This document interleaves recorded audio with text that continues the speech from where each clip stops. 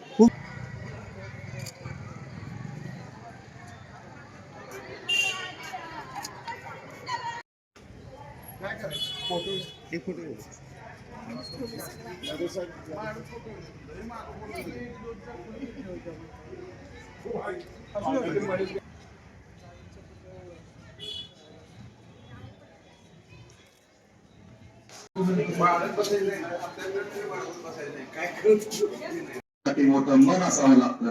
कर्तृत्वानं आणि मनानं श्रीमंत असणारे सन्मान्य आपले साहेब जोरदार यांच्या गजरात आपण त्यांचं स्वागत केलं। साहेबांना विनंती करतो आणि सन्मान्य इथे उजळावा प्रकाश आज आपल्या हस्ते इथे उजळावा प्रकाश। धन्यवाद साहेब। सगळ्यांना आपली या ठिकाणी होती विनंती करतो की ईश्वरस्थान भारतात संस्थेची प्रार्थना शिक्षण वर्ष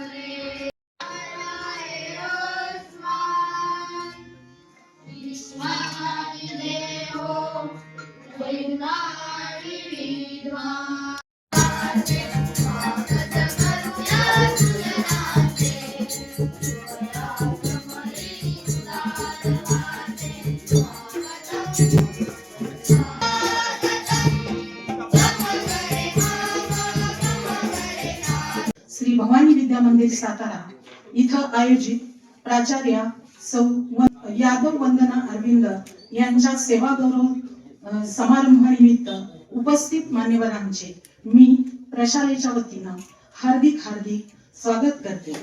या समारंभासाठी आजच्या कार्यक्रमाचे अध्यक्ष माननीय प्राचार्य श्री अभयकुमार साळुंखे सर, कार्याध्यक्ष श्री स्वामी विवेकानंद शिक्षण संस्था कोल्हापूर, आजच्या कार्यक्रमाच्या प्रमुख पाहुण्या माननीय सौ वंदना जाधव मॅडम, प्राचार्य आझाद कॉलेज ऑफ एज्युकेशन यांचं प्रशालेच्या वतीनं हार्दिक स्वागत।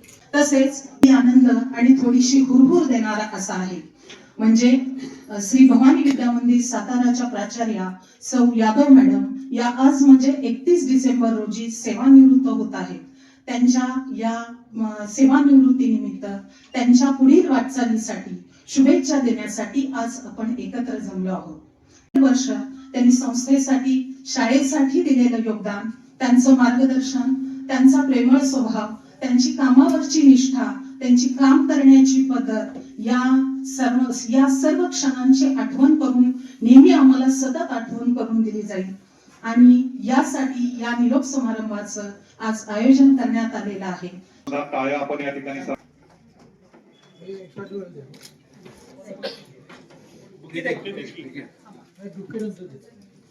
सन्माननीय प्राचार्य वंदना अरविंद यादव मॅडम यांच्या हस्ते सन्माननीय कार्याध्यक्ष साहेबांचं या ठिकाणी स्वागत होत आहे. पुन्हा एकदा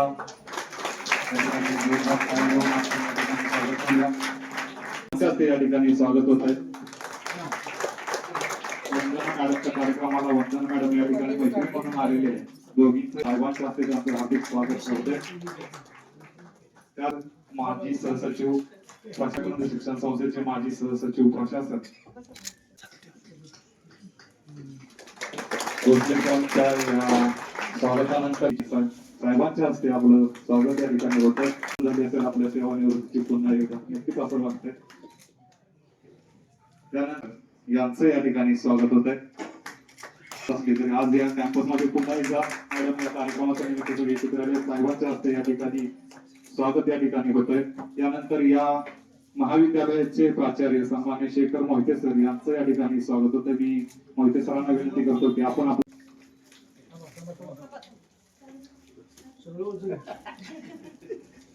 यानंतर या ठिकाणी या कार्यक्रमाच्या निमित्ताने हार्दिक स्वागत. धन्यवाद मॅडम. महाराष्ट्र म्हणजे जिजाऊंच्या संस्कारांचा, शिवरायांच्या विचारांचा, शंभूंच्या पराक्रमाचा साक्षीदार म्हणजे माझा महाराष्ट्र. डॉक्टर बाबासाहेब आंबेडकरांच्या लेखणीचा, अण्णाभाऊ साठेंच्या लोककलेचा, महात्मा फुलेच्या क्रांतीचा वारसदार म्हणजे माझा महाराष्ट्र. दीनदुबळ्या शेतकऱ्यांचा, 109 हुतात्म्यांच्या बलिदानाचा आणि दिल्लीच्या तख्ताला एक घाम फोडणाऱ्या जिगरबाज मर्द मावळ्यांचा महाराष्ट्र, जिगरबाज मर्द मावळ्यांचा महाराष्ट्र. मराठी मानांचा मावळ मातीचा महाराष्ट्र, भक्तीच्या लेकराच्या शक्तीच्या पैलगिरीचा महाराष्ट्र, मातीला धुमसणाऱ्या तेजोमेरतीला कुंकुम करण्याचा धगधगता इतिहास उरात घेऊन पेटणारा महाराष्ट्र, पोलादी छाताड्याच्या जीवाला पेटवणारा महाराष्ट्र, गरजा महाराष्ट्र म्हणजे मराठ्यांचा अभिमान, पोत उरात घेऊन मुंगवणारा माझ्या वादळाचा आणि माझ्या शोभाचा महाराष्ट्र. त्याच महाराष्ट्राच्या मातीमध्ये माननीय वंदना अरविंद यादव यांचा आज निरोप समारंभ आहे. ते दीर्घ सेवेतून सेवानिवृत्त होत आहेत. खरं तर या शाळेत 8वी भवानी शाळेत माझं 8वी ते 10वी शिक्षण झालं. त्यानंतर मला 11वी येते तिथे सायन्सला मॅडमांनी प्रवेश घ्यायला लावला. सायन्सला मी प्रवेश घेतला. खरं तर खूप छान वाटतंय. आणि ह्याच्या अगोदर मॅडमांनी मला एकच गोष्ट सांगितली की मी शाळेत असताना स्पर्धेमध्ये भाग घ्यायचो, नंबर काढायचो, पण खूप भीती वाटायची. आणि मॅडम मला समजून घ्यायच्या आणि मॅडम मला एकच गोष्ट सांगायच्या की तू पहिल्यांदा स्वतःवर प्रेम कर. त्यामुळे माझं सातत्यानं सांगणं प्रत्येकाला एकच आहे की दुसऱ्यांवर प्रेम करायच्या अगोदर आधी स्वतःवर प्रेम करायला शिका. जो माणूस स्वतःवर प्रेम करतो ना, ज्या माणसाला स्वतःवर प्रेम करता आलं ना, बघा ना प्रेमात पडल्यावर काय काय होतं. म्हणजे आपल्याला जर कोणी पाहणारे नसेल तर कपड्याकडे आपलंही लक्ष नसतं, पण कोणी पाहणारे म्हटल्यावर अप टू डेटच सगळं लागतं. म्हणजे मॅचिंग झालं पाहिजे. म्हणजे सगळ्याच गोष्टी का तिला आवडलं पाहिजे. तिला आवडण्यासाठी जेवढं सगळं करताना तेवढं सगळं स्वतःला आवडण्यासाठी कधी केलंय का? मी मला आवडलं पाहिजे, मी मला योग्य वाटलं पाहिजे, मी माझ्या डोळ्यात माझ्याबद्दल आदर राहिला पाहिजे, मी उत्तमच असलं पाहिजे, मी सर्वोत्तम ठरलो पाहिजे, मी सर्वोत्कृष्टच बनलो पाहिजे. हे कधी होईल ज्यावेळेस तुम्ही स्वतःवर प्रेम करायला शिकाल. मी आवडलोच पाहिजे. स्वतःवर प्रेम करायला लागला. स्वतःवर प्रेम करायला लागला तर तुमच्यात क्षमता वाढायला लागतील, तर तुमच्यात कौशल्य वाढायला लागेल, काहीतरी करू शकतो, म्हणू शकतो. ही भूमिका फार महत्वाची. जी माणसं स्वतःवर प्रेम करतात ना, तीच माणसं यशस्वी होतात. आतापर्यंतचा सगळ्यात मोठा अनुभव. स्वतःवर प्रेम करणारी माणसं चूक दिसली की ती पटकन सुधारून टाकतात, ठेवत नाही तशी ती. आपल्यात कुठली चूक दिसत असतो. आपण इतर क्षेत्रात उत्तमच असलो पाहिजे याच्याकडे त्यांचं बारीक लक्ष असतं. आपण इतरांच्या तुलनेत उत्तमच असलो पाहिजे याच्याकडे त्यांचं बारीक असेल तर स्वतःवर प्रेम करायला शिका. मग आपण करू शकतो. काय करायचंय आता ती गोष्ट ध्येयावर प्रेम करतो. जसं आपण आपल्या स्वतःवर प्रेम करतो तसं आपल्या ध्येयावर सुद्धा प्रेम करायला शिका. काय व्हायचंय? कलेक्टर व्हायचंय, तिथून प्रेम करा. किती मिळालंच पाहिजे. प्राप्त ज्ञानेश्वरांनी ज्ञानेश्वरीमध्ये प्रेमाचा अर्थ सांगितला की भक्ती म्हणजेच सर्वस्पर्शी. काही माणसंही वादळे असतात, काही माणसंही वादळे असतात. असे जगावे दुनियेमध्ये आयुष्याचे लावून तर नजर रोखून नजरेमध्ये आयुष्याला नको गुलामी नक्षत्रांची भीती आंधळ्या ताऱ्यांची. इच्छा दांडे की असे दयाला मार्ग दयाला मिळते सतर नजर रोखून नजर. विद्यार्थ्यांनी शिक्षकांकडून योग्य ते मार्गदर्शन घेऊन स्वकर्तृत्वावर स्वतःच्या जीवनाची दिशा ठरवायची असे त्यांचे म्हणणे असायचे. म्हणून जाता जाता एवढंच म्हणतो की कृतार्थ झाले जीवन काळ्यांची फुले करताना, कृतार्थ झाले जीवन काळ्यांची फुले करताना, संशीत झाले समाज जीवन ओंजळीत ते भरताना. कर्तृत्वाचा ठेवा ठेवून सोडून जाताना, कर्तृत्वाचा ठेवा ठेवून सोडून जाताना, हृदय आले भरुणे निरोप तुम्हाला देताना, हृदय आले भरुणे निरोप तुम्हाला देताना, सूर्यासारखे तळपत जावे क्षितिजावरून जाताना, सूर्यासारखे तळपत जावे क्षितिजावरून जाताना, आणि दगडालाही पाजर यावा निरोप शेवट देताना, दगडालाही पाजर यावा निरोप शेवट देताना. जय हिंद, जय महाराष्ट्र, जय. वंदना यादव मॅडम यांचा या ठिकाणी सेवा गौरव समारंभ आहे. सेवा गौरव समारंभ म्हणजे त्यांनी केलेल्या सेवेचा गौरव आहे. आज वंदना मॅडम आणि माझी या ठिकाणी मैत्री यादव मॅडम ह्या भवानी विद्या मंदिरच्या ज्युनियर कॉलेजमध्ये ज्यावेळेस प्राध्यापिका होत्या त्यावेळेस त्यांची आणि माझी मैत्री झाली. त्यानंतर त्या ओझर या ठिकाणी मुख्याध्यापक म्हणून गेल्या. त्यानंतर ते भवानी विद्या मंदिर मध्ये मुख्याध्यापक म्हणून आल्यानंतर त्यांनी पहिल्यांदा शाळेमध्ये विश्वासात घेतले. त्यांनी आपल्याला सर्व शिक्षकांना सांगितले की भवानी विद्या मंदिर किती वैभवशाली आहे आणि भवानी विद्या मंदिरचं वैभवशाली आपण पुन्हा आणायचं असेल तर सर्वांनी आपण एकजुटीने काम केलं पाहिजे, तरच आपली शाळा पुढे येईल. या शाळेमध्ये आम्ही 7 लेडीज आणि 2 जेंट्स शिक्षक होते. सर्वांनी मिळून एकोप्याने आणि त्याचबरोबर मॅडमचा स्वभाव अत्यंत शांत, संयमी, हसतमुख अशा स्वरूपाचा त्यांचा स्वभाव होता. त्यामुळे आम्ही सर्वजण त्यांच्याशी खूप चांगल्या प्रकारे सगळेजण आणि त्या विश्वासात घेऊन सगळे काम करत.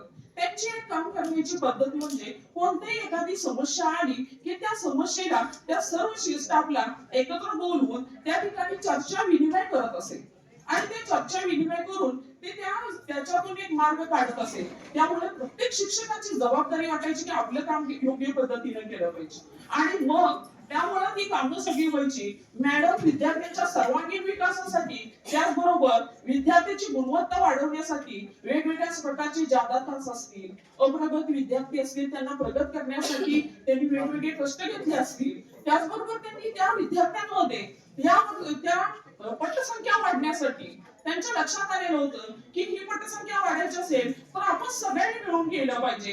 त्या स्वतः आमच्या बरोबर त्या ठिकाणी गृह भेटीसाठी त्या ठिकठिकाणी आमच्या बरोबर येत असेल.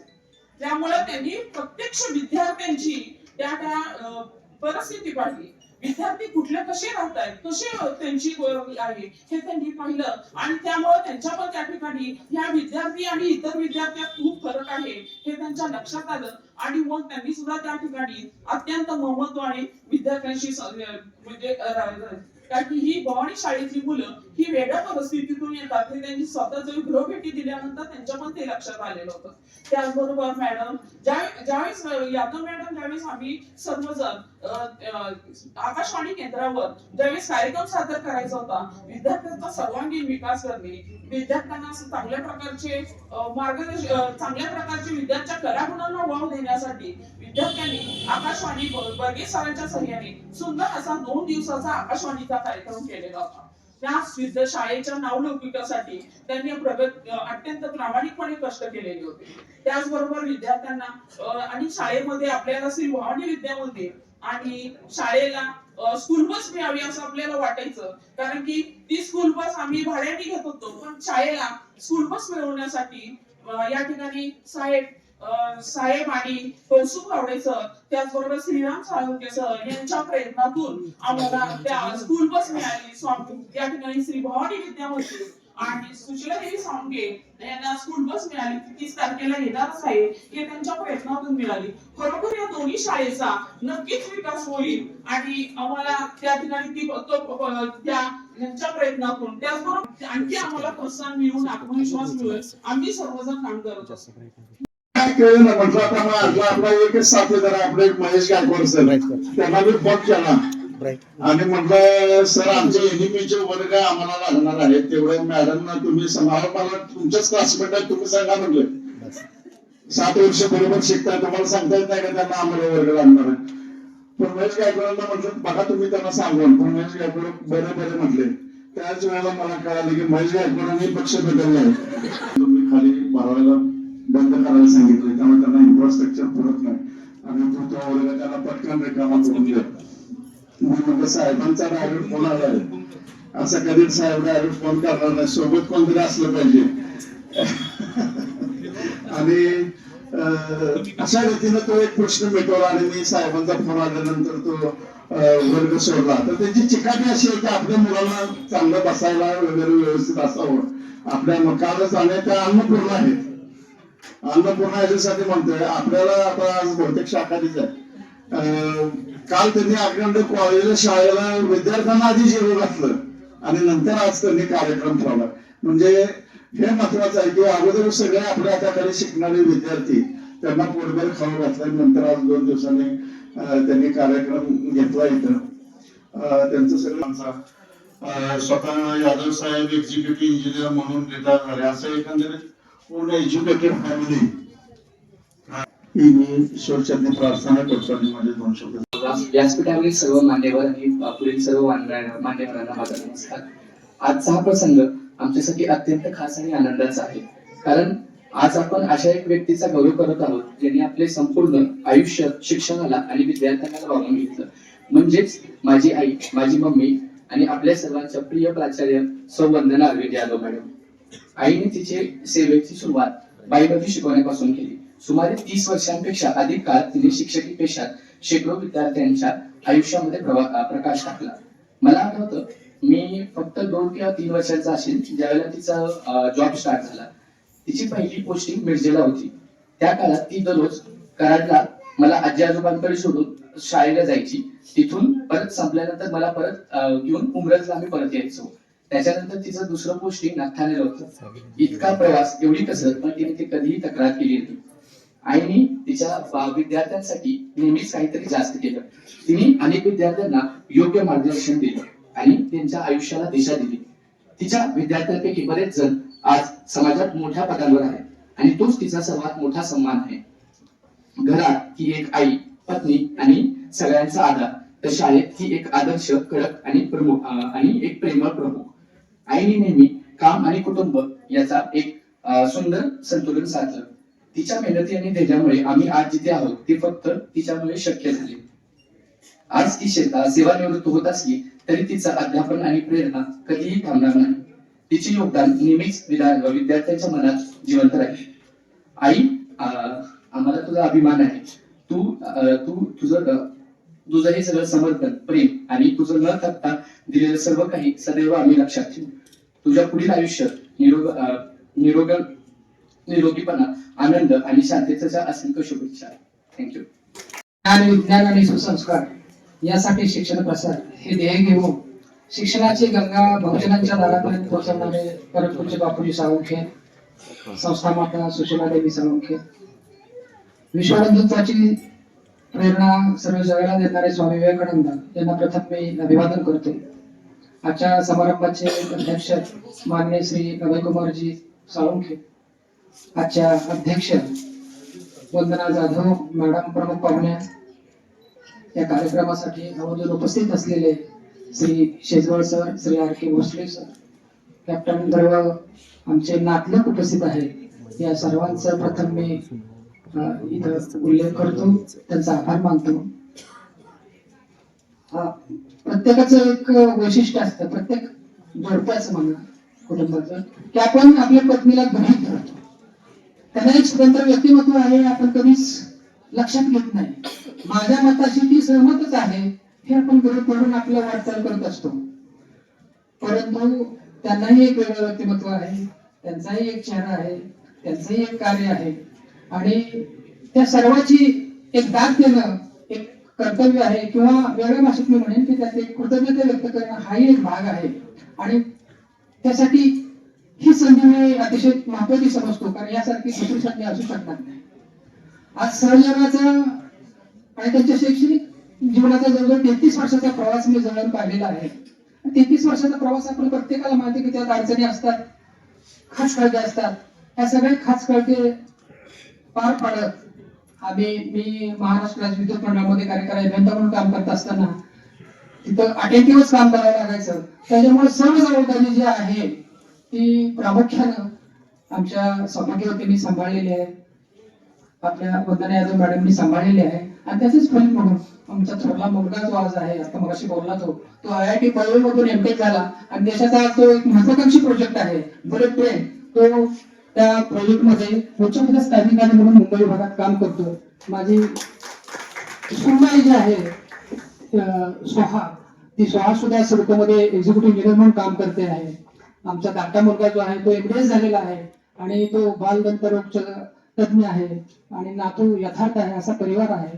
पण या सर्व परिवारासाठी जी काही जडणघडण करावी लागते आणि त्यांच्याही वाटचालीमधलं जे आहे, म्हणजे आपण म्हणतो की प्रत्येक पुरुषामागे स्त्रीचा वाटा असतो, योगदान असतं, हे बरोबरच आहे. परंतु त्यांच्या याच्यामध्ये माझं योगदान फार अत्यल्प किंवा जवळजवळ शून्य असल्यासारखं आहे.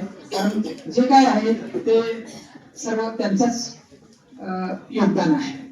आज जवळजवळ 33 वर्षांचा जो काय ही वाटचाल झाली, या वाटचालीमध्ये जे त्यांनी शिक्षणासाठी जी काही एक त्यांची तळमळ दिसून आली, प्रामुख्याने जे बायोलॉजी विषय जे ते शिकवत होते मिरजेपासून नागठाण्यापासून ते आज इथं भवानी ज्युनियर कॉलेज पर्यंत, या प्रत्येक वेळेला आम्ही बघायचो की निकाल सायन्स हा 100% लागलेला असायचा. मुलं चांगली मार्काने पास झालेली असायची. त्यातली काही मुलं आता BJ मेडिकल किंवा बाकीच्या इथून डॉक्टर्स म्हणून बाहेर पडलेले आहेत. आणि जी ती ज्यावेळेला भेटतात आणि उत्सुकतेने मॅडमकडे बघतात आणि त्यांच्या पायाला हात लावून दर्शन घेतात आणि मॅडम म्हणतात की हे यश तुमचं आहे. आम्ही आता मोठ्या अधिकारावरून रिटायर झालो, परंतु इतका रिस्पेक्ट बाकीच्या कुठल्या गोष्टीमुळे याची शक्यता कमी, परंतु मॅडमला आणि त्यामुळे आम्हाला हा रिस्पेक्ट बऱ्याच वेळेला मिळाला. आणि हे मी त्यांचं जवळून कष्ट पाहिलं. ज्या वेळेला समाजामध्ये विद्यार्थी चांगले उच्चपदस्थ असतात, इंजिनियर्स असतात, डॉक्टर्स असतात किंवा उच्चपदस्थ अधिकाऱ्यावर काम करत असतात, जिथे जेव्हा आदराने सांगतात की मी वंदना यादव मॅडमचा विद्यार्थी आहे, त्यावेळेला मला वाटतं ही एक अभिमानानं सांगण्यासारखी गोष्ट होते की तुम्ही काय मिळवलं तर शिक्षण म्हणून तुम्ही निश्चितपणे यशस्वी झालेला आहात.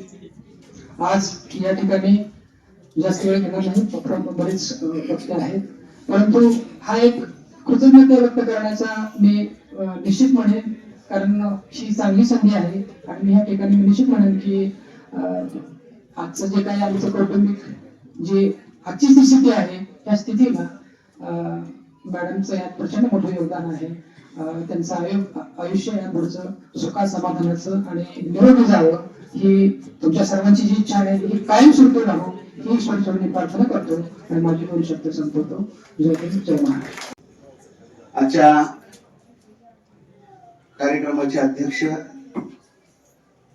माननीय प्राचार्य अभयकुमार साळुंखे साहेब, त्याचबरोबर कार्यक्रमाच्या प्रमुख पाहुण्या प्राचार्य डॉक्टर वंदना नलोडे जाधव मॅडम, ज्या प्राचार्य संघटनेच्या खजिनदार म्हणून काम करतायत, त्याचबरोबर आजचे सत्कार मूर्ती प्राचार्य यादव मॅडम, यादव साहेब, उपस्थित असणारे सेवानिवृत्त अनेक मुख्याध्यापिका, यादव मॅडमच्यावर प्रेम करणारे, सेवानिवृत्त होऊनही पुन्हा या कुटुंबामध्ये यावं अशा वाटणाऱ्या मुक्ता पाटील मॅडम, खर तर आज सेवानिवृत्तीनंतर या स्टेजवर याच्या मंचावर येण्याचा दुसरा वेळ. खर तर आपण सेवानिवृत्त झाल्यानंतर त्या परिसरामध्ये कार्यक्रमासाठी जावं, ज्या ठिकाणी बाग लागलेली आहे तिथलं फुलं सुगंधित व्हावी आणि त्या बागेमधला आस्वाद बाहेरून तरी आपल्याला घेता यावा, या पद्धतीने अपेक्षा सेवानिवृत्त कर्मचाऱ्यांची असते. बापूजींच्या या यज्ञामध्ये सर्व मुलांनी, सर्व गुरुदेव कार्यकर्त्यांनी तन मन धन अर्पून ही विवेकानंद शिक्षण संस्थेचा डोलारा महाराष्ट्रावर हे गुणवत्तेची शिक्षण संस्था म्हणून नेली. त्यामध्ये यादव मॅडम आपला खालीचा सुद्धा वाटा आहे.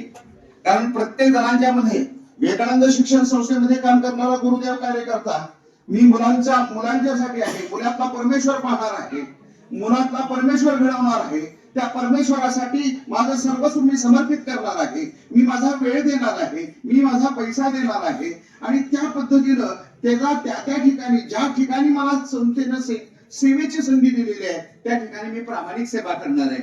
हे बापूजीने दिलेला मंत्र प्रत्येक गुरुदेव कार्यकर्त्यांच्या मनामध्ये आहे आणि त्यामुळे आम्ही असं म्हणतो की इतर ठिकाणी माणसं नोकऱ्या करतात, चाकऱ्या करतात, पण विवेकानंद शिक्षण संस्थेमध्ये गुरुदेव कार्यकर्ता हा सेवाच करत असतो आणि तो सेवामय झालेला असतो. हा बापूजीने दिलेला आशीर्वाद आहे. मला निश्चित अर्थानं मॅडम आपलंही वर्तन याच पद्धतीचं होतं, म्हणून मी संस्थेच्या वतीनं आणि माझ्याही वतीनं मी आपल्याला मनापासून धन्यवाद देतो. सेवानिवृत्तीचा कार्यक्रम करत असताना कार्याचा गौरव करावा, त्याचबरोबर पुढच्या असणाऱ्या माणसांना कशा पद्धतीने कार्य करावं याची थोडीशी उजळणी व्हावी म्हणूनच सेवानिवृत्तीचा आणि सेवा गौरवाचा कार्यक्रम आयोजित केला जातो. मला वाटतं मॅडम, आपण सेवानिवृत्त झाला असला तरी सुद्धा सेवा गौरव आहे आपला. आपण लक्षात ठेवावं, ज्या मातीमध्ये आपण उगवलेलं आहे, ज्या मातीने आपल्याला मोठं केलेलं आहे. मुक्ता पाटील मॅडम आज रोजही येत आहेत आणि जाता जाता प्रत्येक वर्षी काहीतरी फुलं या संस्कार केंद्रात टाकतायत. अशीच फुलं आपणही सगळ्या संस्कार केंद्रामध्ये आपला श्वास असेपर्यंत आपण टाकत राहावा एवढीच अपेक्षा करतो. मॅडम, बापूजींनी शाळा काढल्या म्हणून आपण शिकलो, आपलं उत्तरदायित्व आहे. म्हणूनच मला असं म्हणायचं आहे की या माणसांचं कधीतरी स्मरण व्हावं. बापूजी आणि संस्था माथेरी आयुष्यभर मेणबत्ती सारखे जळत राहिले पहा. स्वतःसाठी काही कमवलं नाही, कुटुंबासाठी सुद्धा काही कमवलं नाही. आज अनेक शिक्षण सम्राट झालेत पहा. शिक्षण सम्राटाचे किती बंगले आहेत, किती घरं आहेत, किती गाड्या आहेत, आमदारपद आहेत, कारखाने आहेत. पण बापूजींच्या घरामध्ये कुठलाही कारखाना नाही, कुठलाही निष्प्रह भावानं आज बापूजींचे वारसदार कार्याध्यक्ष अभयकुमार सावंत साहेब, गावडे मॅडम त्याच निश्चयानं त्याच तत्वानं मग ते संस्था पुढे नेत आहेत. सर्वस्वी आम्हा गुरुदेव कार्यकर्त्यांना साहेब आपल्या आणि आपल्या कुटुंबियाचा अभिमान आहे. आपण त्यांचे वारसदार आहात, आम्हीही वारसदार आहोत. त्याच तत्वाने ही संस्था पुढे जावी एवढीच अपेक्षा व्यक्त करतो आणि आपल्याला दीर्घायुष्य अशाच पद्धतीने राहावं, आम्हाला आशीर्वाद मिळावा, आमच्या अनेक पिढ्यांना आशीर्वाद मिळावा आणि या संस्थेची घौडदौड आणि वाटचाल बापूजींच्या मूल्य विचाराला पुढे न्यावी हीच अपेक्षा आहे. कधीतरी अशाच पद्धतीनं जाता जाता मला मॅडम प्राचार्य मॅडम साहेब म्हणले की साहेबांचं वय किती आहे. मी म्हटलं 81 वर्षाचं वय आहे. आज 81 वर्षाचा भीष्माचार्य आमच्या यादव मॅडमना सेवानिवृत्त होण्यासाठी ज्यावेळेला येतो ना म्हणून घेऊन येतात. बापूजींचा वारस अशाच पद्धतीचा आहे. हा वारसा आहे बापूजींचा. माझ्या गुरुदेव कार्यकर्त्याने दिलेला सेवा आणि त्या सेवेसाठी त्याचा गौरव करावा, त्याच्या खांद्यावर शाल टाकावी. माणसं सगळीच असतात पहा, नोकऱ्या सगळीच करतात. मात्र प्रत्येकाला कमी जास्त नोकऱ्या तो करतच असतो ना. माणसाकडे कुठल्याच पूर्णत्व नसतं, माणसाकडे कुठल्याच पूर्णत्व नसतं. प्रत्येक माणूस कमी जास्त पद्धतीने काम करत असतो. माणसात राम असतो, रावण असतो. राम प्रवृत्तीची व्याख्या जर त्या माणसामध्ये जास्त असेल, त्याचं वागणं त्याच्या पद्धतीने जर जास्त असेल तर तो चांगला काम केलं असं म्हटलं जातं. बापूजींचा विचार मॅडम आपल्याही वर्तनामध्ये निश्चित अर्थानं चांगला होता. आपलं आयुष्य म्हणूनच चांगलं पेरलं तर चांगलं बोलतं. आता साहेब मला म्हटले माझी दोन्ही मुलं तशी चांगली निर्माण झाली. अहो बापूजींचा आशीर्वाद आहे. बापूजींच्या संस्थेमध्ये प्रामाणिकपणे आपण काम केलेलं आहे, संस्कारानं काम केलेलं आहे. म्हणूनच भारताच्या बुलेट ट्रेन मध्ये काम करणारा आपलं लेकरू या महाराष्ट्राला मोठं करते. बापूजींचं स्वप्न होतं पहा, राष्ट्र मोठं व्हावं, देश मोठा व्हावा. म्हणून ज्ञान विज्ञानाने सुसंस्काराची पताका खांद्यावर घेतली आणि महाराष्ट्रभर फिरत राहिले. आणि त्यांचं स्वप्न एक सुसंस्कारी भारत निर्माण करायचं असेल तर सुसंस्कारी पिढी निर्माण झाली पाहिजे, शिक्षण निर्माण झालं पाहिजे, त्यातले मुलं निर्माण झाली पाहिजेत आणि त्यातून भारत घडावा. आज आपली पुढची असणारी पिढी सुद्धा त्या संस्कारामध्ये तुम्ही राहिला, प्रामाणिकपणे राहिला, सत्यशील प्रामाणिकपणा, त्याग, प्रवृत्ती शाळा या मूल्यावर विश्वास ठेवला आणि ही मुलं घडवली. आज समाजाची सुद्धा मुलं आपण घडवली. आज तो असणारा रिमांड होम मधला मुलगा साठे मला वाटतं बोलत असताना फार बरं वाटलं. चांगल्या पद्धतीने विवेकानंद शिक्षण संस्थेच्या वक्तृत्व निबंध चित्रकला स्पर्धा, वक्तृत्वातून अशा पद्धतीचे वक्ते निर्माण व्हावे. वक्ते निर्माण होत असताना कधीतरी तर चांगल्या पद्धतीने बोलला. मला असं बरं वाटलं की अशा पद्धतीनं तडफेचा माझ्या मातीतला, माझ्या संस्कृती केंद्रामधला एखादा विद्यार्थी व्हावा. पण मॅडम मला असं थोडंसं सांगावं वाटतं. तो शिवाजी महाराज सांगतोय चांगलं सांगतोय, तो विवेकानंद सांगतो, संभाजी महाराजांच्यावर बोलतोय तरी चांगलं सांगतोय. पण बापूजींनी आम्हाला निर्माण केलं. बापूजींचं तत्वज्ञान प्रत्येक भाषणामध्ये त्याच्या आलं पाहिजे, तरच खऱ्या अर्थानं आम्ही घडवल्याचं पुण्य आणि त्या पद्धतीचं काम त्याच्या घडेल. मला निश्चित अर्थानं तो बोलतोय, त्या बापूजींच्यावर सुद्धा बोलतोय. पण ह्या नव्या पिढ्यांना आईन्स्टाईननं सांगितलं होतं महात्मा गांधी लिहिले नाही तर जगाला महात्मा बंदी करणार नाही. आमच्या पुढच्या पिढ्यांनी बापूजी जर बोलले नाहीत ना तर पुढच्या असणाऱ्या पिढ्यांना बापूजींचं कार्य कर्तृत्व समजणार नाही. त्यामुळे माझ्या गुरुदेव कार्यकर्त्यांना माझी एवढीच नम्र विनंती आहे, आपण ज्या पद्धतीने विद्यार्थी घडवतो ना, आणि नेहमीचे पाठ शिकवतोय, नेहमीचे आपले चॅप्टर शिकवतोय, अभ्यासक्रम शिकवतोय, पण कधीतरी अशा पद्धतीचा मूल्य विचार बापूजींचा मुलांच्या मध्ये रुजावा आणि त्यांच्या वाणीतून समाजापर्यंत पोहोचावा ही त्या मागची अपेक्षा असते. आज निश्चित अर्थानं मॅडमच्या कारकिर्दीमागे आपला यशस्वी हात होता, म्हणूनच तुमचा सुखाचा संसार झालेला आहे. जाता जाता तुम्ही सांगितलं मॅडमचं आयुष्य सुख समृद्धीचं जावं आपल्या हातात आहे, एवढं आपण लक्षात ठेवावं. कारण त्यांच्या आयुष्याचा, कारण सेवानिवृत्तीनंतर आता मी बघतोय ना, सेवानिवृत्तीनंतर बघतोय ना, कारण आमच्या बाहेरचं म्हणजे पूर्वी कसं होतं, फुल पगार होता नाही, बोलण्याचे प्रमाण. आयुष्य चांगलं आहे, दोघांनी एकमेकांच्या हातामध्ये हात घालून आपलं आयुष्य, उर्वरित आयुष्य सुख समृद्धीचं भरभराटीचं जावं. यादव साहेबांना सुद्धा काम मला वाटतंय महाराष्ट्र शासनानं त्यांची साहेब जज म्हणून नियुक्ती केलेली आहे. MSCB मध्ये ते काम करतात. सातारा, सांगली, कोल्हापूरमध्ये लाईटच्या संदर्भात ते जे प्रश्न आहेत ना, त्या प्रश्नावर जज म्हणून त्यांना निमंत्रित शासनानं केलेलं आहे. त्याचाही साहेब आपल्या संस्थेसाठी कसा उपयोग होतो आहे त्या पद्धतीने आपण काम पाहावं. आम्ही जिथं जिथं हाक देऊ, संस्था आपल्याला हाक देईल, त्या पद्धतीने संस्थेच्या पाठीशी आपण निश्चितपणे उभे राहा. खरं म्हणजे 32 वर्षाच्या प्रदीर्घ सेवेनंतर भवानी हायस्कूलच्या प्राचार्या सौ यादव मॅडम या सेवानिवृत्त होत्या. भाग्य त्यांचे की श्री स्वामी विवेकानंद शिक्षण संस्थेच्या भवानी विद्या मंदिर मध्ये प्राचार्य पदावरून त्यांना सेवानिवृत्त होण्याचा मान मिळाला.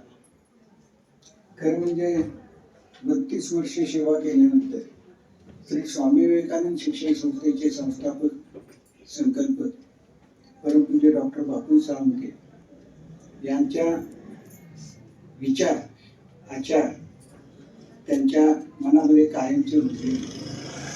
बापूजींची पंचसूत्री सत्य, चारित्र्य, प्रामाणिकपणा, सेवा आणि त्याग या पाचही गुणांना त्यांनी आपल्या आयुष्यामध्ये खरोखर आपलं अंतर्मनामध्ये जिथं त्यांनी त्याच्या गुणांना रुजवलं आणि त्याप्रमाणे आयुष्यभर 32 वर्ष त्यांनी सतत काम केलं. प्राध्यापक म्हणून अत्यंत चांगल्या प्रकारे काम केल्यानंतर ज्युनियर कॉलेजकडे त्यांनी अत्यंत चांगल्या प्रकारचं काम केलं आणि त्यानंतर संस्थेनं त्यांना सिनियरिटी प्रमाणे ओझरडे या ठिकाणी मुख्याध्यापक म्हणून काम करण्याची संधी दिली. त्या ठिकाणी त्यांनी अत्यंत चांगल्या प्रकारचं काम केलं, तर शाळेला न्याय देण्याचा प्रयत्न केला आणि नंतर गेल्या दीड वर्षामध्ये त्यांना भवानी विद्या मंदिर सातारा या ठिकाणी प्राचार्य पदावर पुन्हा त्यांची बदली केली आणि त्यानंतर आज त्या नियत वयोमानानुसार कसे बांधून वास्तविक पाहता ज्या दिवशी त्यांना संस्थेने प्राध्यापक म्हणून ऑर्डर दिली त्याच दिवशी त्यांच्या सेवानिवृत्तीची तारीख सुद्धा त्यांनी ठरवली. 31 डिसेंबर 2025 ला त्या सेवानिवृत्त होणार आहे त्यावेळी ठरवले होते आणि हे प्रत्येकाला आवश्यक आहे. ज्यावेळी आपलं काम संपतं त्यावेळी बाजूला होऊ नये, हे अत्यंत चांगली गोष्ट आहे. ज्या वेळी हे आवश्यक आहे, क्रमप्राप्त आहे. परंतु ज्या आपल्याला काम करायची संधी दिली त्या कामाला आपण किती न्याय देतो हे तितकंच महत्वाचं आहे.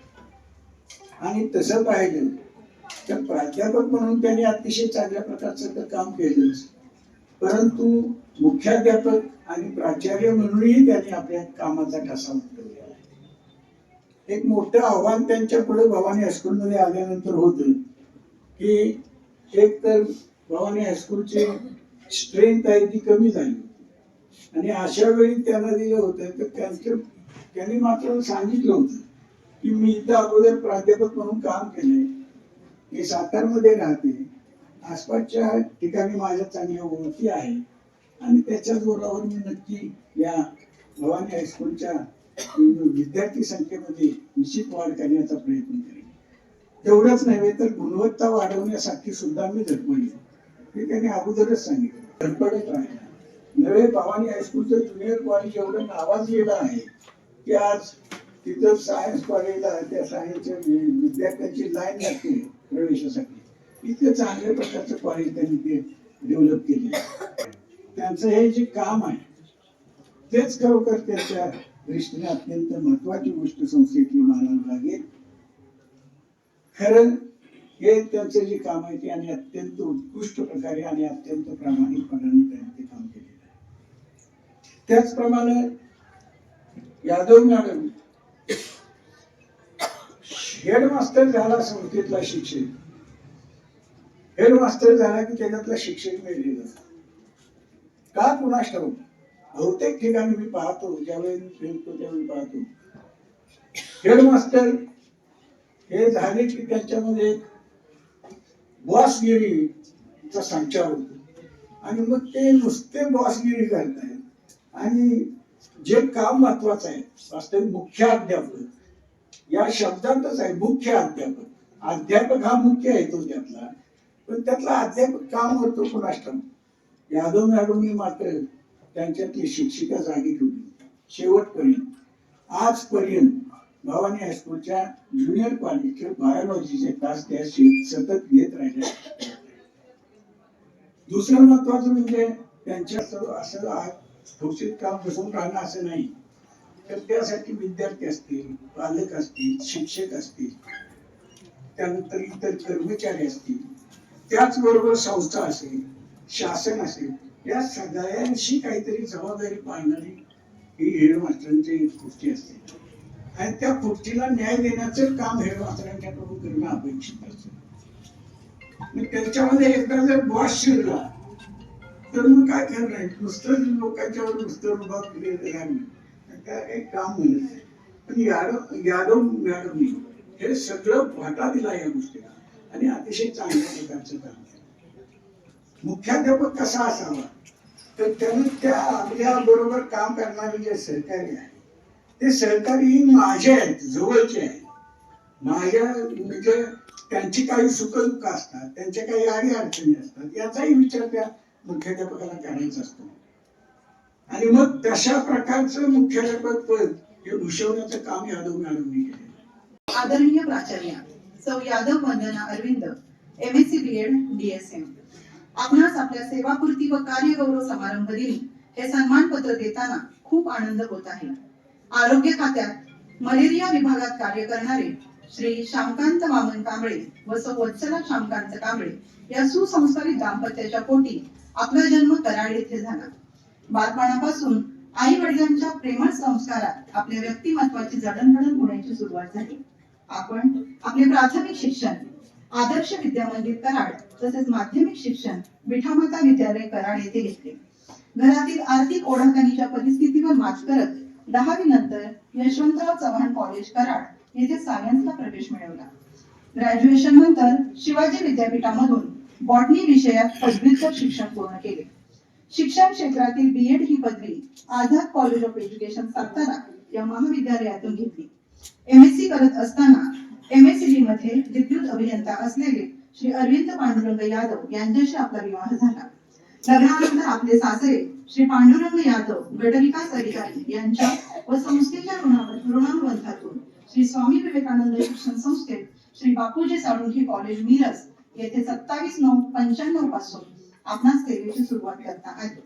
आपण आपल्या संस्थेच्या मिरज, नागठाणे, सातारा येथे उच्च माध्यमिक स्तरावर प्राध्यापक म्हणून काम करताना आपल्या कामाचा वेगळा ठसा उमटवला आहे.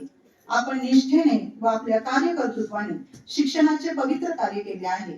याचाच परिणाम म्हणून मिरज, नागठाणे व Shri Bhavani junior college of science Satara येथील आपल्या जीवशास्त्र विषयाचा निकाल सतत 100% लागला आहे.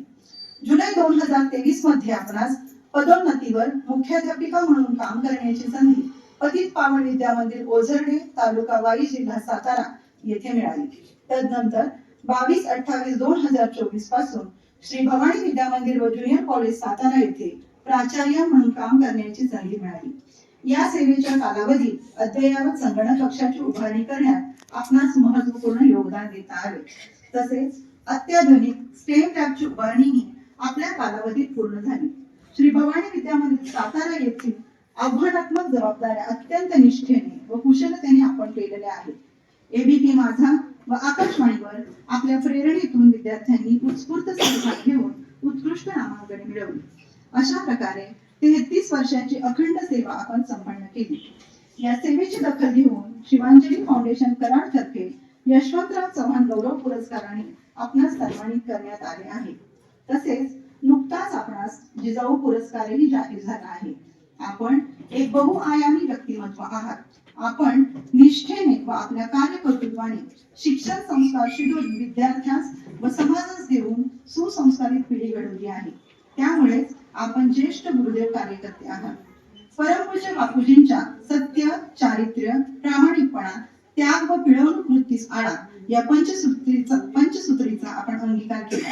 परमपूज्य बापूजींच्या आचार, विचार आणि उच्चार या तत्वांचा स्वीकार करून एक गुरुदेव कार्यकर्ते म्हणून कार्य करीत असताना आपण आपले आचरण आदर्शवत ठेवले व पूज्य बापूजींच्या समाजसेवा आणि समाजाची ऋण फेडण्याची वृत्ती यापासून आपण प्रेरणा घेतली. या प्रेरणेतून विद्यार्थ्यांच्या सर्वांगीण विकासातून सामर्थ्यशाली राष्ट्र उभारणीसाठी एक प्राध्यापक व प्राचार्य म्हणून आपण कार्यरत राहिलात.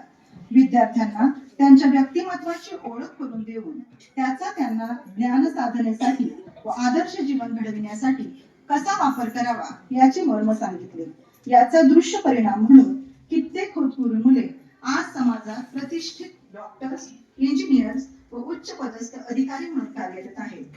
या प्रवासात आपले पती श्री अरविंद पांडुरंग यादव यांची मोलाची साथ आपणास भेटली. आपला थोरला मुलगा ऋत्विज हा IIT पवई मधून MTech होऊन देशाचा महत्वाकांक्षी प्रोजेक्ट बुलेट ट्रेन मध्ये उच्च पदस्थ अधिकारी म्हणून कार्यरत आहे. सुनबाई सोहा ऋत्विज यादव ही सुद्धा सिडको मध्ये उच्च पदस्थ अधिकारी म्हणून कार्यरत आहे. धाकटा मुलगा डॉक्टर रुचित MDS असून बालदंत रोग तज्ञ आहे व नातू चिरंजीव यथार्थ असा एक आदर्श परिवार आहे. आज आपण आपल्या नियत वयोमानानुसार सेवानिवृत्त होत आहात. आपण आजवर केलेल्या या सर्व कार्याच्या गौरवार्थ आज आपणास हे मानपत्र सन्मान पूर्व प्रदान करताना आम्हास विशेष आनंद होत आहे. मनःपूर्वक शुभेच्छा. शुभ हस्ते माननीय प्राचार्य श्री अभयकुमार साळुंखे, कार्याध्यक्ष श्री स्वामी विवेकानंद शिक्षण संस्था कोल्हापूर, दिनांक 26/12/2025. आपले शुभेच्छुक पर्यवेक्षक, प्राध्यापक, शिक्षकेतर वृंद, विद्यार्थी विद्यार्थिनी श्री भवानी विद्या मंदिर व junior college of science technical, Satara. धन्यवाद. कार्याध्यक्ष सन्माननीय अभयकुमार साळुंखे साहेब यांच्या शुभ हस्ते संस्थेच्या वतीनं हा सन्मान होतोय. सर्व सत्कार आहेत ते या कार्यक्रम संपल्यानंतर आभारानंतर या ठिकाणी स्वीकारले जातील. साहेबांच्या हस्ते या ठिकाणी सत्कार होतोय आणि शाळेच्या वतीनं संस्थेच्या वतीने या ठिकाणी सत्कार होतोय.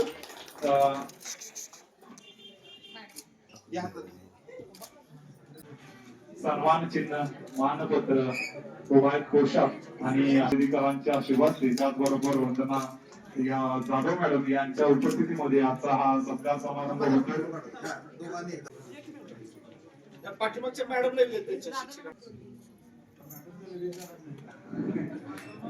थँक्यू. या मेमरीज खूप महत्वाच्या आहेत. आठवणी या भावनांनी बांधलेल्या असतात आणि असणारी आपली श्री स्वामी विवेकानंद शिक्षण संस्थेचे संस्थापक श्री परमपूज्य बापूजी साळुंखे, संस्था माता सुशीलादेवी साळुंखे आणि विश्वबंधुत्वाची शिकवण देणारे विवेकानंद यांना मी प्रथम अभिवादन करते. आदरणीय आजच्या कार्यक्रमासाठी आपले उपस्थित असलेले संस्थेचे कार्याध्यक्ष अभयकुमार साळुंखे सर, तसेच प्रमुख पाहुणे म्हणून लाभलेल्या माझी मैत्रीण प्राचार्य वंदना जाधव मॅडम आणि या कार्यक्रमास उपस्थित असणारे संस्थेचे पदाधिकारी श्री R.K. भोसले सर, तसेच शेजवळ सर, महेश गायकवाड सर आणि उपस्थित असणारा सर्व मुख्याध्यापक व शिक्षक वर्ग, शिक्षक कर्मचारी आणि सर्व विद्यार्थी, हे जिल्ह्याचे विद्यार्थी आज माझ्यासाठी थांबले, सर्व विद्यार्थी, सर्व नातेवाईक आणि उपस्थित सर्व सन्माननीय बंधू भगिनी, आजचा हा क्षण माझ्या आयुष्यातील अत्यंत भावनिक, कृतज्ञतेचा आणि समाधानाचा पण आहे. आज सेवानिवृत्तीच्या टप्प्यावर उभी असताना मनात अनेक आठवणी, अनुभव व भावना दाखवून येत आहे. माझ्या या सेवापूर्ती व कार्यगौरव समारंभात मला सन्मानित करण्यात आले, यासाठी मी प्रथम संस्थेचे मनापासून ऋणी आहे. हा सन्मान माझ्या एकटीचा न मानता माझ्या आई वडिलांचे संस्कार, गुरुजनांचे मार्गदर्शन व सहकार्यांची साथ व विद्यार्थ्यांच्या प्रेमाचा गौरव मी मानतो. माझ्या आयुष्याची जडणघडण माझ्या आई वडीलच्या संस्कारात झाली. घरची परिस्थिती अत्यंत साधी होती, तरी माझ्या वडिलांनी आम्हा चौघा बहिणींना चांगले शिक्षण दिले. माझ्या आई वडिलांनी कधीही मुली म्हणून आमच्याकडे पाहिले नाही. त्यांनी आम्हाला इतके चांगले शिक्षण दिले की मी आज माझे वडील नाही, पण त्यांचे आशीर्वाद सदैव माझ्यासोबत आहेत. आजवरच्या या प्रवासात आईची साथ मला खूपच आहे.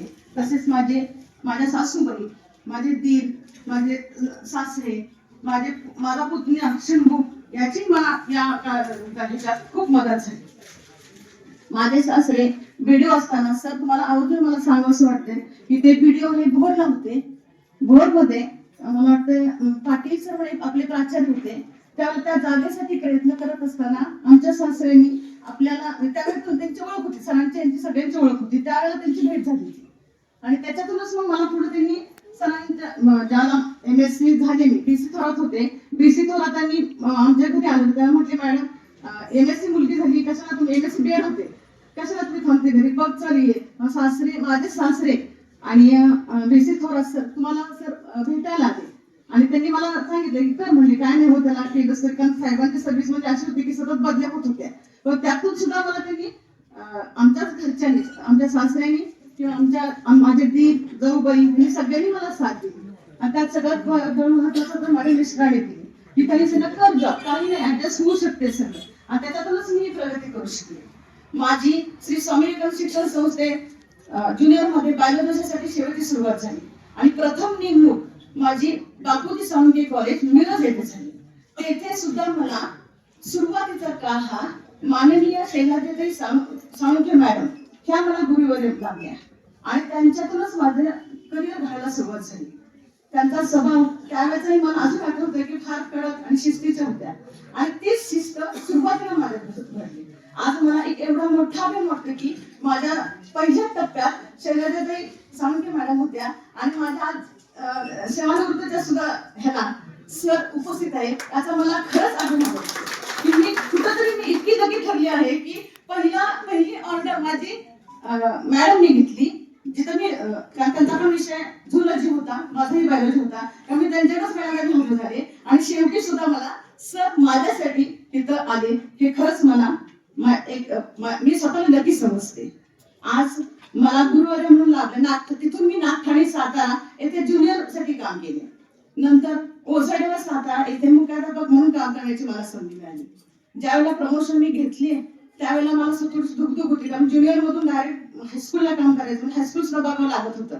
मग तिथलं अगदी आम्हाला ज्युनियरच्या लोकांना सर पोषण हार हे सुद्धा माहित नसते म्हणजे काहीच माहिती पडत होती की काय आहे हार कसल्या प्रकारचे अगदी शब्द सुद्धा असे नवीन होते की अकारिक कारिक असे शब्द काहीतरी होते पण ते शब्द सुद्धा मला माहित नव्हते. पण नंतर मला लक्षात आलं की खेळ शिकलंच पाहिजे आपण म्हणजे प्रत्येक शिक्षकाला कुठलाही असू दे सिनियरचा असू दे ज्युनियरचा असू दे त्याला पहिली ते शेवटच्या पंच टप्प्याचं शिक्षण पद्धत ही आपल्याला माहित पाहिजे आणि त्यासाठी मी DSM सारखा कोर्स केला. तिथं मला या गोष्टी खरंच समजल्या की त्याच्यात खरंच काय आहे शिक्षण पद्धती म्हणजे काय हे तिथं मला समजलं. 11वी 12वीच्या नुसत्या पाट्या टाकायचं मी काम करत आले होते. 11वी 12वी एवढा सिलेबस बदलत होता तेच सतत करत आलो. पण नंतर जेव्हा मुख्याध्यापक किंवा प्राचार्य म्हणून झाले तेव्हा या गोष्टीची मला आवर्जून जाणीव झाली. नागठाणे तसेच ओझाड्यामध्ये काम करत असताना शिक्षकांची व ग्रामस्थांची साथ खूपच लागली. नागठाणे येथे असताना सुद्धा की ज्युनियर मुलं असतात तिथं मी बरेच वर्ष काम केली 10 ते 12 वर्ष. सायन्सला मुलांची रांग लागायची तेव्हा काही पालक असे यायचे की मॅडमच्या कॉलेजमध्ये आम्हाला ऍडमिशन घ्यायचं तिथं सुद्धा मेरिट लागायचं. जिथं यादव मॅडम आहे त्या मॅडमच्याच कॉलेजमध्ये मला ऍडमिशन घ्यायचे असे म्हणणारे तिथले ग्रामस्थ होते. तोच खरं माझा अभिमान आहे. तसेच शेवटच्या टप्प्यात मला विश्वास दाखवून प्राचार्य म्हणून भवानी विद्या मंदिर मध्ये काम करण्याची संधी मला संस्थेने दिली.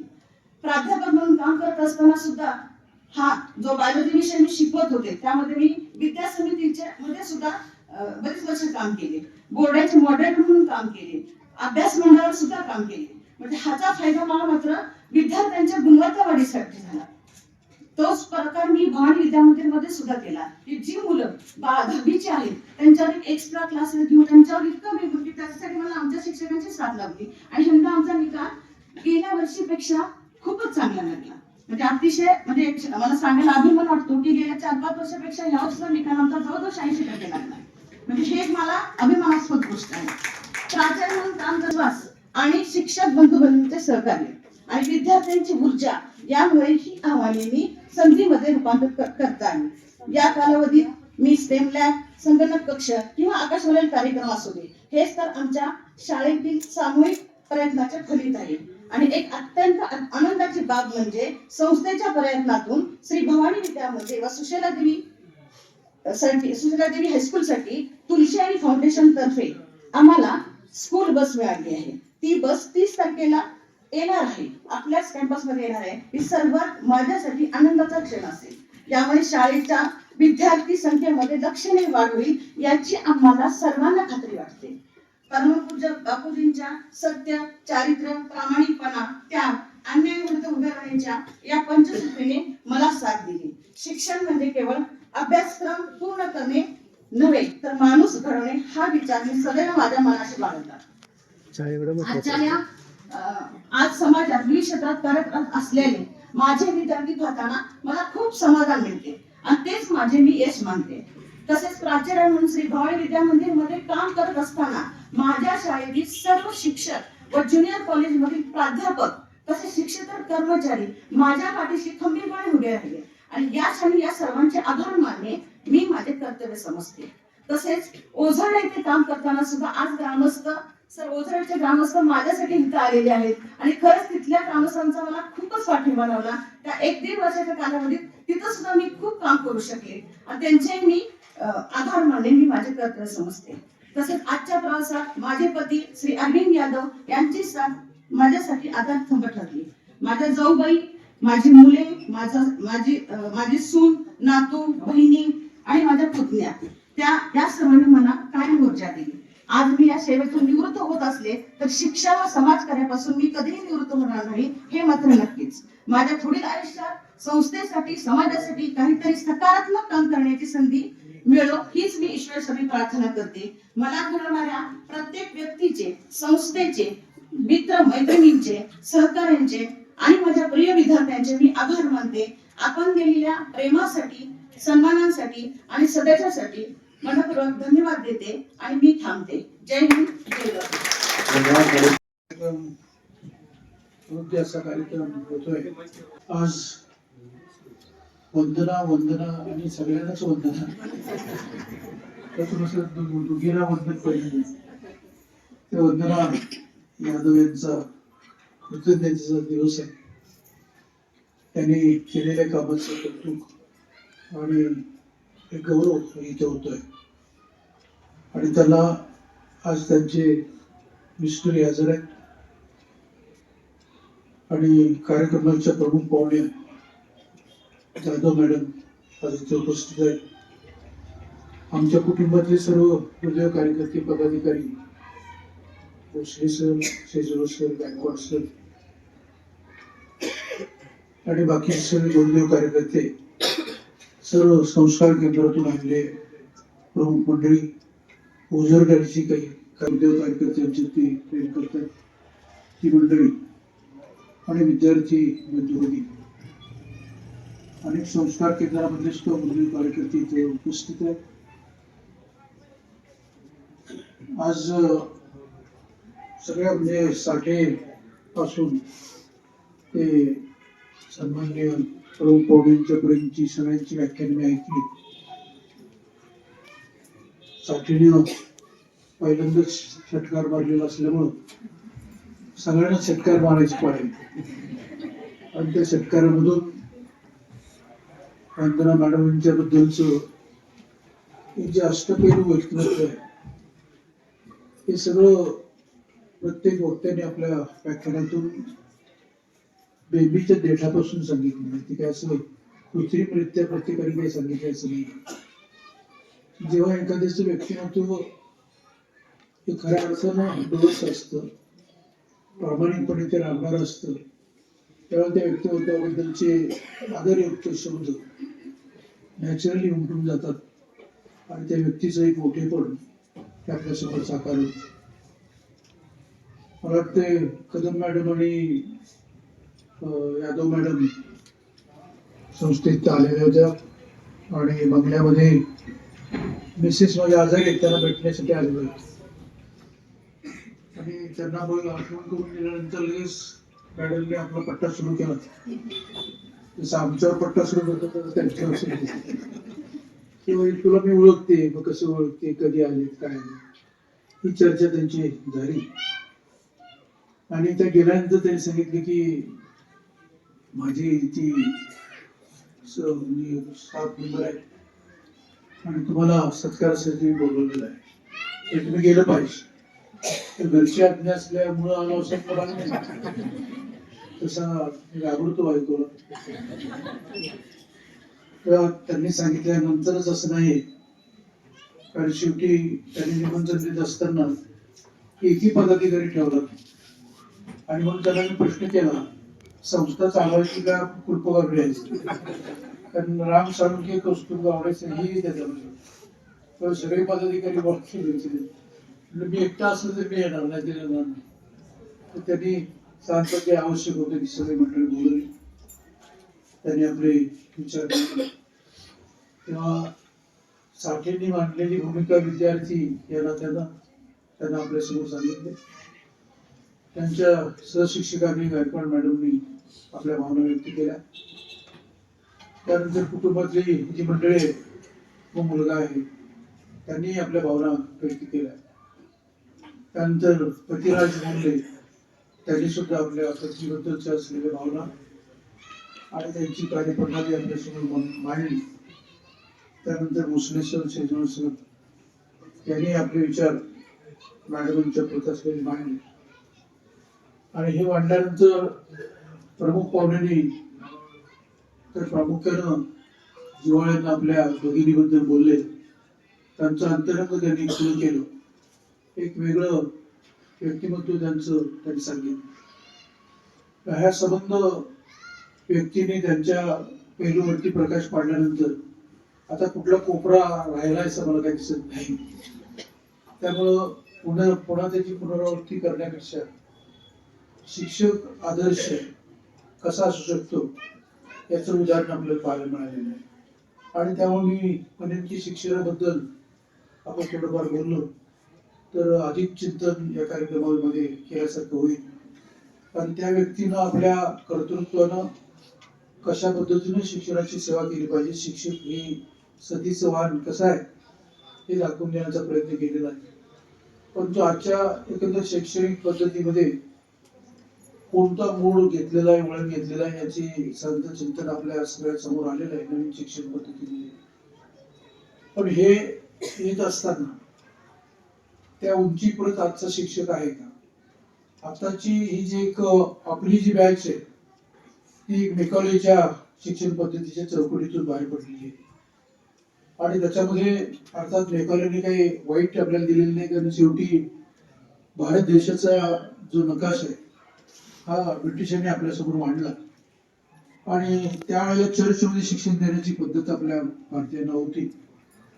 आणि त्याच्यातून एक 16व्या शतकामध्ये पिसलेला जो काही एक समाज होता त्याला दृष्टी देण्याचं काम ब्रिटिशांनी केलं.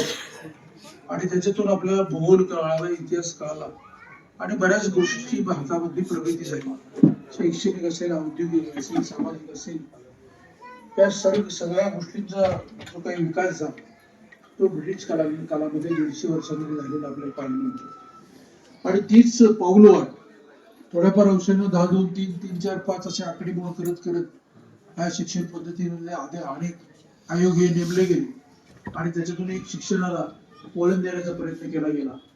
परंतु मूलभूत जे शिक्षण आहे ते समाज सुधारक त्या काळचे जे होते त्यांची प्रयोगशीलता जी होती त्याच्यातून थोडस वळण मिळालं. मग ते जांभेकर असतील, गोखले असतील, त्यानंतरचा जो कालखंड होता तो फुले, आंबेडकर, शाहू महाराज या सगळ्यांच्या एकत्र वैचारिक त्याच्यामधून एक शिक्षणाचा ढाचा तयार झाला. त्याच्यामध्येच स्वामीजींचं सुद्धा शिक्षण झालं, कर्मण अण्णांचं शिक्षण झालं, मामासाहेब जगदाळेंचं झालं, पंजाबराव देशमुखांचं झालं, सयाजीराव गायकवाडांनी सुद्धा काही शिक्षण पद्धतीमध्ये बदल आणले. अशी एकंदर परंपरा जर आपल्यासमोर आणली तर त्यांनी दिलेल्या शिक्षण पद्धतीतून एक विद्यार्थी घडवण्याचा प्रयत्न, प्रयोगशीलता आपल्याला पाहायला मिळते.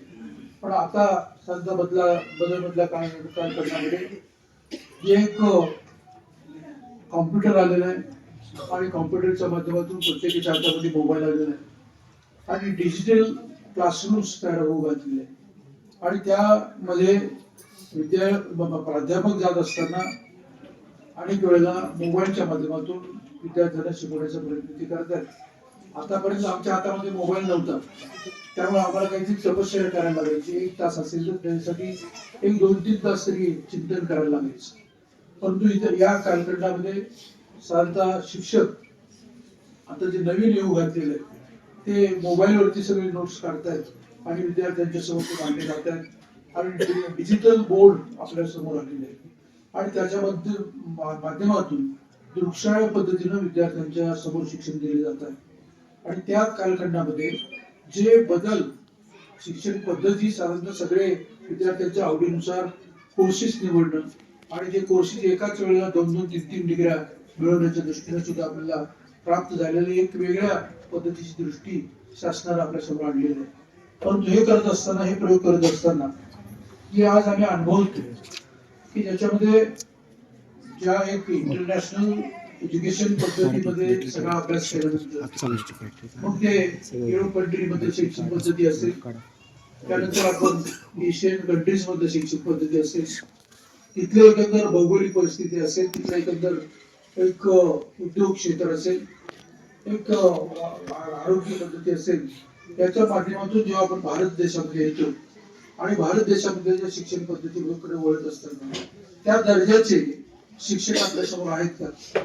एक कालखंड असा होता की अनेक आपण नामावली आपल्या समोर येते, परंतु आपल्या मधल्या कालखंडामध्ये मात्र 7वा वेतन आयोग लागू झाल्यापासून एक प्रत्येक शिक्षकाने 7 तास तपश्चर्या केली पाहिजे. त्या तपश्चर्येतून शिक्षण विद्यार्थ्यांच्याकडे पोहोचवलं पाहिजे, अनेक संदर्भ ग्रंथांचा अभ्यास केला पाहिजे.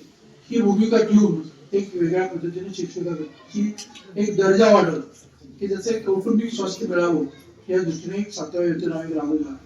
परंतु त्याच्यामधून जेव्हा विवेकानंद शिक्षण संस्थेच्या आम्ही गुरुदेव कार्यकर्त्यांचं एकंदर अभ्यास करतो, चिंतन करतो, त्यावेळेला अनेक त्यांचा बापूजींचा वारसा त्यांच्या ठिकाणी चाललेला आहे, तत्वज्ञानाचा एक वारसा त्यांच्यामध्ये चालत आला आणि त्यामुळे जी एक 70% हा जो कार्यकर्ता आहे तो बापूजींच्या या गुटीमध्ये तयार त्या मुशीमध्ये तयार आणि त्यामुळे पंचसूत्री असेल, ज्ञान विज्ञान सुसंस्काराचे हे 3 शब्द असतील, याच्या माध्यमातून एक जीवनाचं मूल्य त्यांना कळलं.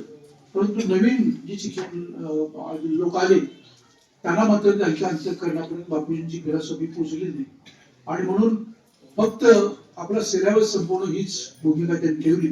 परंतु त्याच्यामध्ये सुद्धा जी एक उंची प्राप्त करून द्यायला पाहिजे, त्याच्यामधून सर्व संदर्भ त्याच्यामध्ये आले पाहिजे, ती भूमिका आली पाहिजे, ती तपश्चर्या आजच्या एकंदर शिक्षकांच्या मध्ये आपल्याला पाहायला मिळत नाही.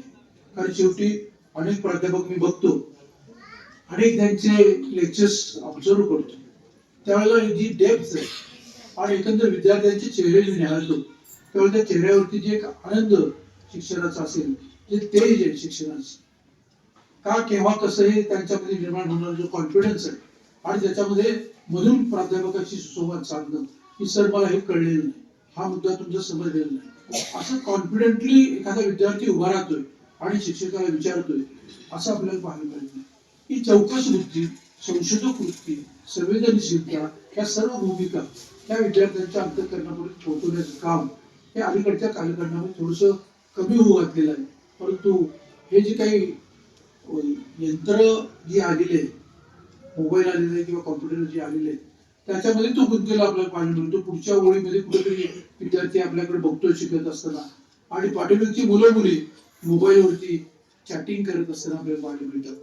अनेक मुलं वर्गातच नसतात, बाहेरच्या प्रांगणामध्ये कट्ट्यावरती वेगवेगळ्या प्रकारचे संवाद त्यांच्या मोबाईलवरती चाललेले असतात. तर हा मोबाईल वरदान आहे का शाप याच्याबद्दलचं चिंतन याच्यावरती वेगळं चिंतन होऊ शकेल. परंतु थोडस त्याच्यासाठी प्राध्यापकांनी आपल्याकडे उंची वाढवण्याची गरज आहे.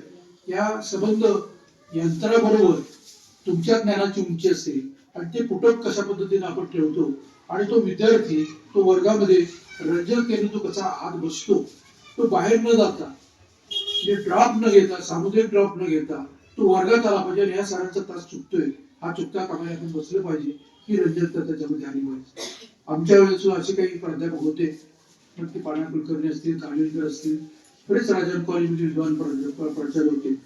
की ते जर आलेले आहेत म्हटल्यानंतर त्यांचा त्रास झाला नाही म्हटल्यानंतर तसंच वाटायचं, चुकल्यासारखं वाटायचं. पण आपण सगळ्या शिक्षकांनी चिंतन करा की आपला त्रास झालेला नाही म्हणून एखादा विद्यार्थी आलेला आहे, सर तुमचा त्रास चुकलेला आहे, सर तो चुकला, तुम्ही परत या, असं म्हणणारे किती विद्यार्थी तुमच्या जीवनात आले. असं जेव्हा तुम्ही असा विद्यार्थी जेव्हा तुम्हाला प्रश्न करतो त्यावेळेला आपण ओळखायचं की आपण खरंच आत्मा उठून काहीतरी करतोय, शिकवतोय. पण तो असा आत्मा उठून शिकवणारे किती शिक्षक आज पाहायला मिळतात.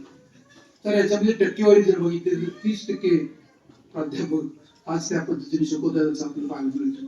म्हणून ती उंची वाढवणं आणि त्याप्रमाणे विद्यार्थ्यांची अद्वैत साध्य करणं ही भूमिका त्या नवीन जी उपकरणं आलेले त्याच्या माध्यमातून विद्यार्थ्यांच्या समोर जाणं आणि इंटरनॅशनल ज्याला पण आंतरराष्ट्रीय विद्यार्थ्यांच्या बरोबरीनं तो विद्यार्थी आपला तयार करण्याचे एम आपल्या समोर असलं पाहिजे आणि त्या पद्धतीनं तपश्चर्या ही असली पाहिजे.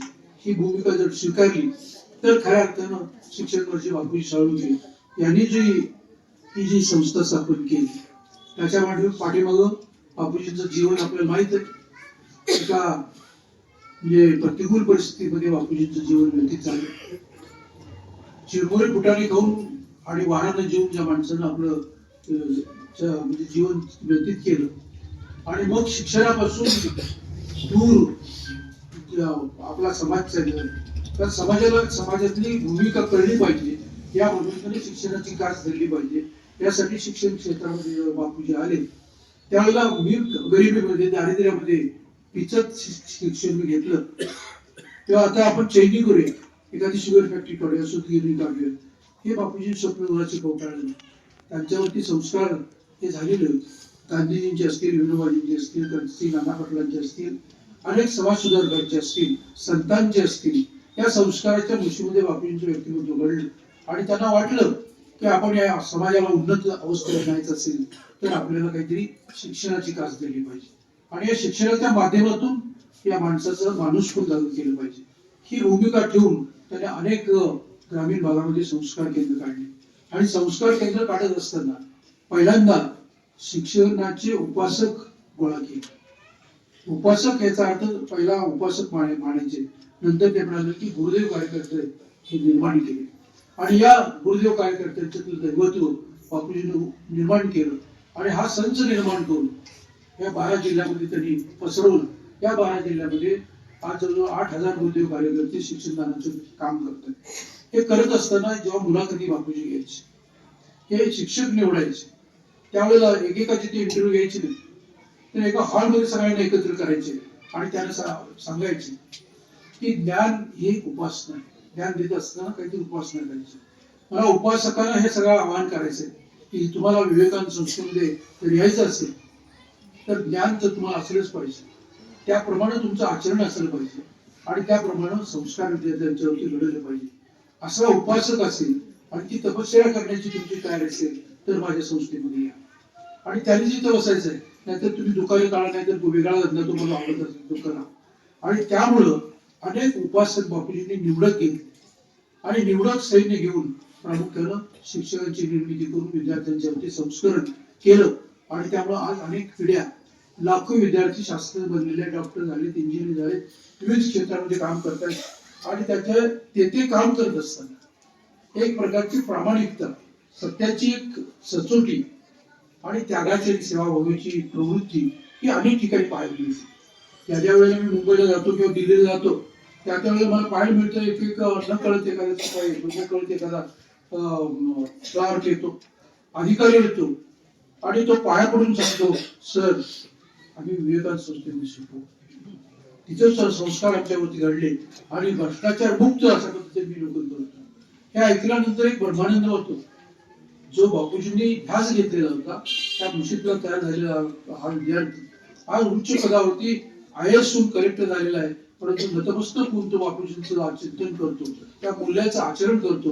हे ऐकल्यानंतर एक वेगळ्या पद्धतीचं हे वाटतं आणि आज तीच मूल्य आपण बाजूला ठेवतोय आणि फक्त एक स्वतःपुरतं एक वलय आपल्या समोर ठेवलेलं आहे आणि समाजात परत आपलं काहीतरी कर्तव्य आहे ही भूमिका आपण विसरलेलं आहे. कारण आता जे संस्कार होऊ घातलेले आहेत, आपल्याला आठवतं की लहानपणी आई अंगाई गीत म्हणायची झोपायची, आज मात्र मोबाईल त्याच्या हातात दिला जातो आणि त्याप्रमाणे मग आई स्वयंपाक करत असते. पण स्वयंपाक केल्यानंतर रात्री झोपत असताना शुभम करोती कल्याण वगैरे काही त्याच्या तोंडामध्ये नसतं. वेगळ्या पद्धतीचं त्याच्या डोक्यामध्ये विचार चाललेले असतात. ते तुळशीचा कट्टा ते सारवणं किंवा तो जो संस्कार जो होता म्हणजे त्या श्लोकातनं अभंगातनं अंगाई गीतातनं काही संस्कार होत होते. आज संस्कार कोणते होत आहेत याची कल्पना आपण केली. अर्थात नवरा बायको नोकरी करत असताना संस्काराला थोडासा वेळ मिळत नाही, परंतु आज स्त्रियांच्या मध्ये थोडेफार वेळ काढतात. ती त्यागी भावना आई वडिलांच्या मध्ये असते.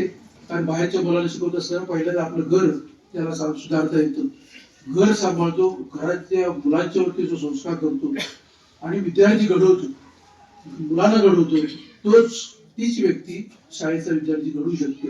आणि त्याप्रमाणे आज मॅडमनी मुलांना घडवलं घरातल्या आणि त्याचबरोबर शाळेतल्या विद्यार्थ्यांना सुद्धा घडवलं. ही खरी त्यांची कसोटी. परंतु ही कसोटी सगळ्यांच्या ठिकाणी येतेच असं तर भाग नाही.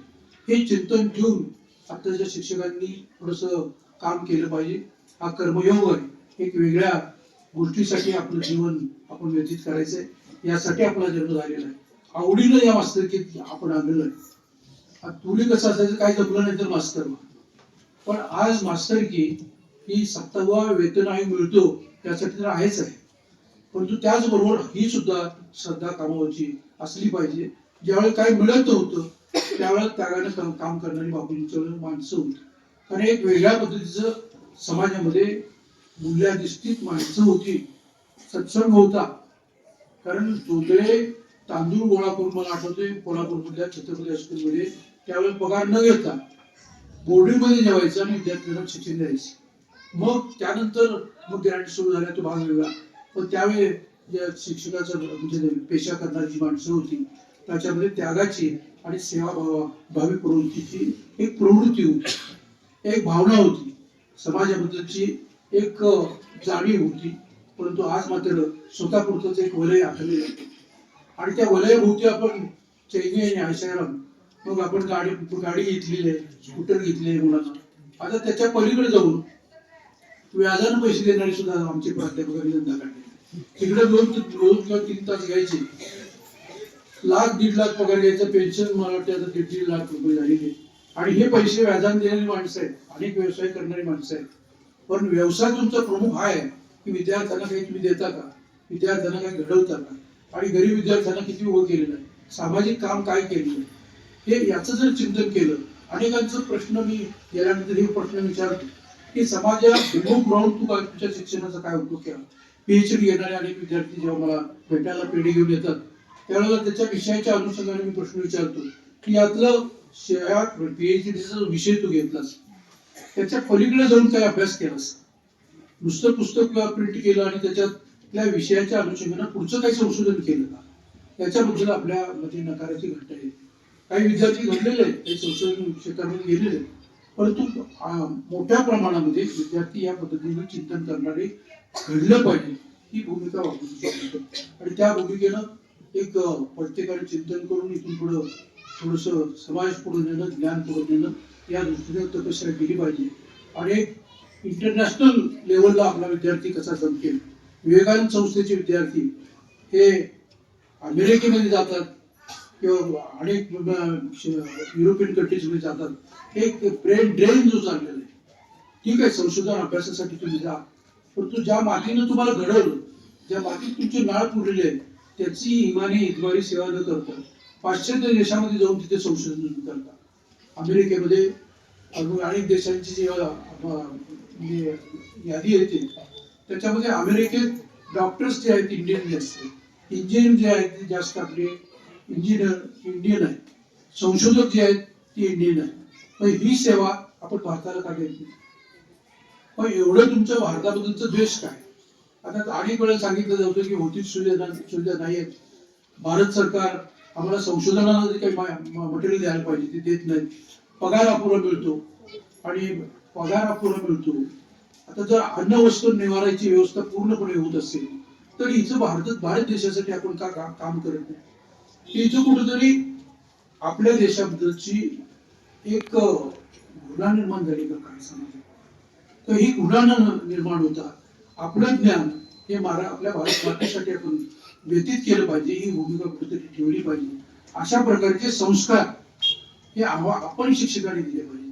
आपण कुठेतरी कमी पडतो म्हणून इथून पुढचा ब्रेन ड्रेन होतोय आता त्यांना विद्यार्थ्यांना दोष देऊ नका. तुमचं संस्कार किंवा संस्कार हे कुठेतरी चुकलेलं आहे, त्याला शेप देत असताना त्या विद्यार्थ्याला कुठेतरी चूक झालेली आहे हे आपण मान्य केलं पाहिजे. इथून पुढं संस्थेतल्या गुरुदेव कार्यकर्त्यांना आणि प्रत्येक संस्था चालकांनी याचं चिंतन केलं पाहिजे की हे जाणारे जे काही हुशार विद्यार्थी आहेत ते संशोधक आपल्या भारत मातेसाठी त्यांनी काहीतरी संशोधन केलं पाहिजे. त्यांना सुविधा उपलब्ध करून देण्यासाठी आपण काहीतरी प्रयत्नशील झालं पाहिजे. आपोआपच आज चायना असेल, रशिया असेल, अमेरिका असेल तर मोठे देश त्यांच्या रांकेमध्ये आपला 34वा नंबर लागतो.